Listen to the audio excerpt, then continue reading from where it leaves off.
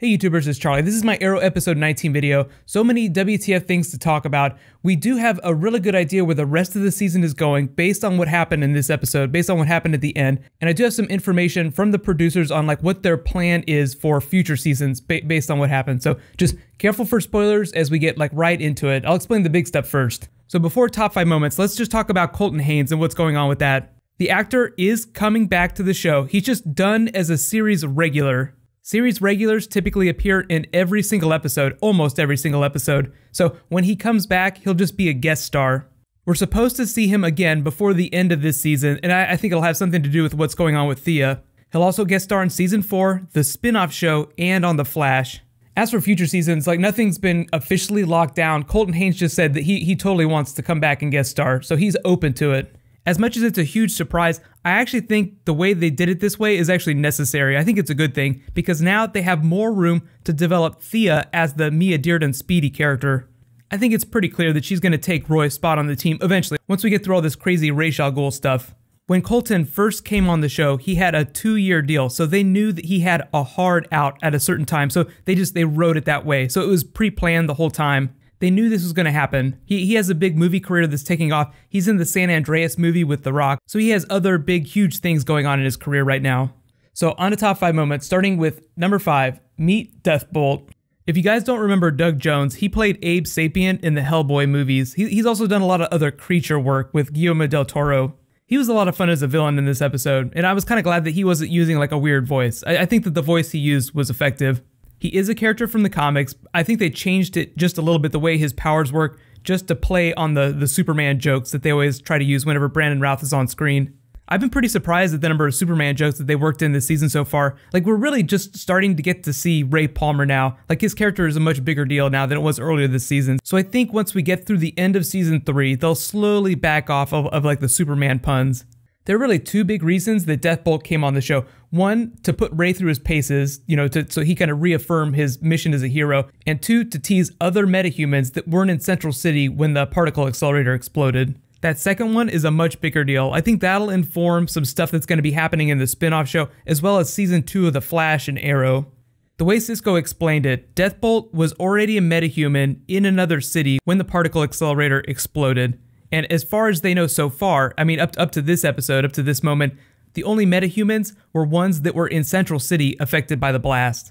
So either the blast affected people all over the world, or there is some other thing that's creating metahumans, some other mechanism that's giving people powers. There's still a couple things that the show is trying to set up that I think it'll explore more in future seasons. So it's just like, this is just one more thing that it's teasing out.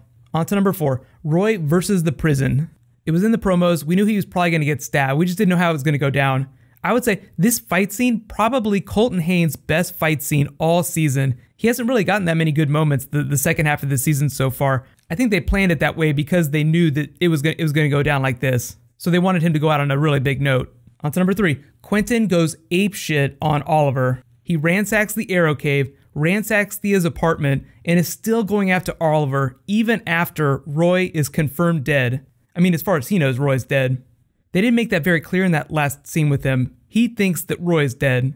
Even though his superiors told him to back off Oliver because they're like, well, Roy's the Arrow, he confessed. Why are you going after Oliver Queen?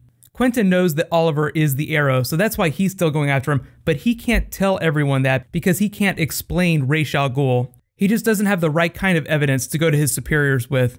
By all accounts, the Arrow is dead. That's actually a really big thing. Put a bookmark on that. That means a number of things. Most notably, Oliver will not be using the Arrow identity for the rest of the season. That's where that League of Assassins costume comes in. The whole situation with Thea is probably what's going to compel him into the League. He'll be like Ra's Amel for the rest of the season. The other thing is that he's going to have to become the Arrow again at some point, and they'll have to explain that to the city because the city thinks that the Arrow's dead. Quentin is still probably going to harbor a grudge against Oliver. He'll probably still go after him in his free time, even if he can't use police resources to do it.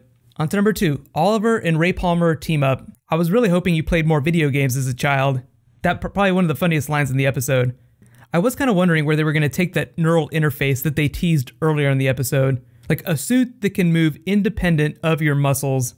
Tony Stark can remote pilot Iron Man armor, so it might be something similar to that in the future. Like, look forward to some twists on what they can do with that ability.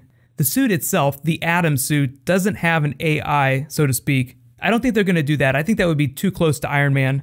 I do feel like they waited a little too long to start doing character development that they did with the Atom in this episode. Like, he's like, oh, I can solve stuff with my tech. And Oliver's like, no, you can't rely on your tech. You have to rely on your own abilities.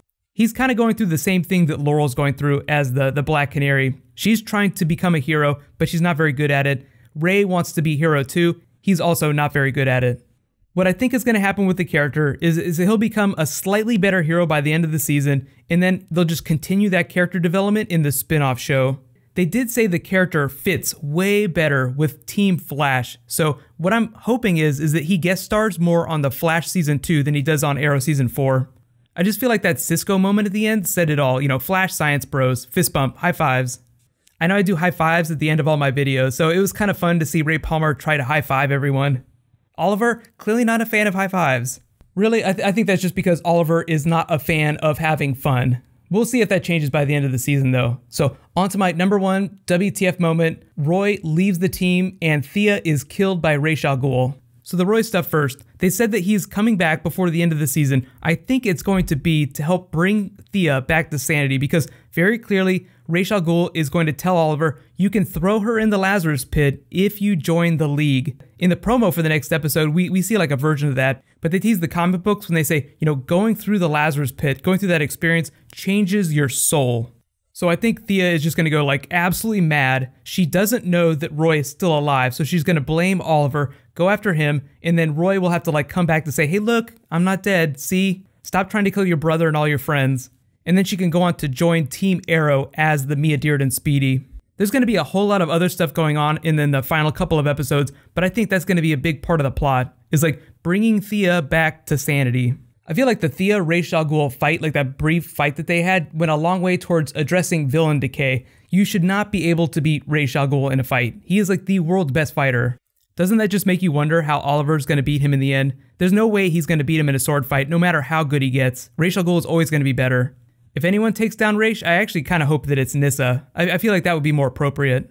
But here's my big question for you guys. You know, what was your favorite moment from the episode? And do you think that Roy is going to come back like for his like final cameo as part of this Thea plot to like bring her back from the crazy Lazarus Pit experience? If you haven't read the comics or you haven't seen Batman the Animated Series, the episodes with Ra's al Ghul in the Lazarus Pit, when people get resurrected, they're just crazy. Like they literally lose their minds for a period of time. Usually it's proportional to the time that they've been dead. So the longer someone's been dead and then gets brought back, the longer they're going to be crazy. But you guys asked for Lazarus Pit resurrection and Arrow is delivering. So it cannot be said that Arrow does not deliver on promises that it makes. I mean, you can't just like show us a Lazarus Pit and then not dump someone in it at some point. I know I didn't really address the flashback scenes. I think what's happening here is that the Amanda Waller character is slowly going to be cycled out because of the Suicide Squad movie. They're kind of doing that with a lot of characters, and it's a bit of a bummer, but it's one of the realities of the way DC treats its TV and movie characters. So next week's episode takes us back to the League of Assassins in Nanda Parbat. Be sure to subscribe to get that video. It's going to be all kinds of WTF for the rest of the season. Also on The Flash too, same deal. Tomorrow's supposed to be the Batman vs. Superman teaser, so I'll do a video for that. It's also supposed to be a new Star Wars Episode 7 trailer too, so I'm going to try and do a Q&A for this video when those videos are done. I'm also working on some new Daredevil videos. I know you guys have been asking about that too, so hopefully I'll get all that stuff out by Saturday. It's been actually a really good week of TV. I've been really happy. So while you guys wait for all those videos to post, you can click here for my Agents of S.H.I.E.L.D. video from last night if you haven't seen it yet, and you can click here for last night's episode of The Flash. Thank you so much for watching, everybody. Let's high five. I'll see you guys tomorrow.